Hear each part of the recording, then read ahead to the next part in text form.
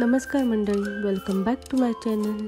आज आपण उपवासासाठी चालणाऱ्या आणि आंबा घातलेल्या साबुदाणा खिरीची रेसिपी बघणार आहोत। रेसिपी एकदम झटपट आणि सोपी आहे। यासाठी आपल्याला साहित्य लागणार आहे 1 वाटी भिजवून शिजवलेला साबुदाणा, 1 वाटी दूध, 2 हापूस आंबे, ड्राय फ्रूट्स, केशर आणि मिल्कमेड। येथे मी नेस्लेचे मिल्कमेडचे मिनी पॅकेट घेतलेले आहे। हे अतिशय छोटे पॅकेट हँडल करायला अतिशय सोपे आहे।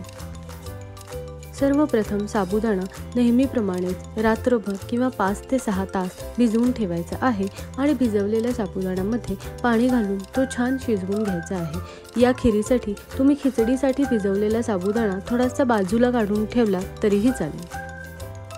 साबुदाणा ट्रान्सपरंट म्हणजेच पारदर्शी होईपर्यंत शिजवून घ्यायचा आहे आणि नंतर थंड करायला ठेवायचा आहे।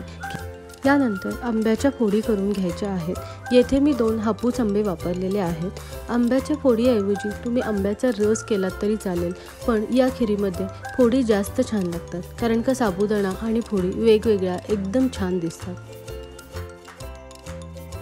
खीर करण्यासाठी एका बाउलमध्ये दूध घ्यायचे आहे व नंतर त्यात शिजवलेला साबुदाणा घालायचा आहे। दुधाच्या प्रमाणानुसार शिजवलेला साबुदाणा घालावा। येथे मी 1 वाटी दुधासाठी साधारण 2 ते 3 चमचे शिजवलेला साबुदाणा घातला आहे। साबुदाणा दुधात छान मिक्स करून घ्यायचा आहे व नंतर त्यामध्ये मिल्कमेड घालायचे आहे। येथे मी साधारण 2 ते 3 मोठे चमचे मिल्कमेड घातलेले आहे।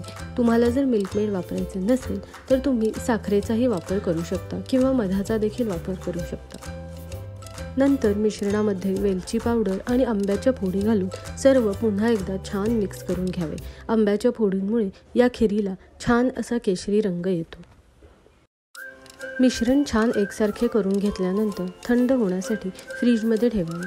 ही खीर थंड जास्त छान लागते। खीर सर्व करण्याच्या वेळी एका सर्विंग बाउलमध्ये खीर वाढून घ्यावी आणि नंतर त्यावर आपल्या ड्रायफ्रूटच्या कापाने छान सजवून घ्यावे आणि नंतर त्यावर केशराच्या काड्या देखील ठेवाव्यात। अशा रीतीने आपली खीर तयार झालेली आहे।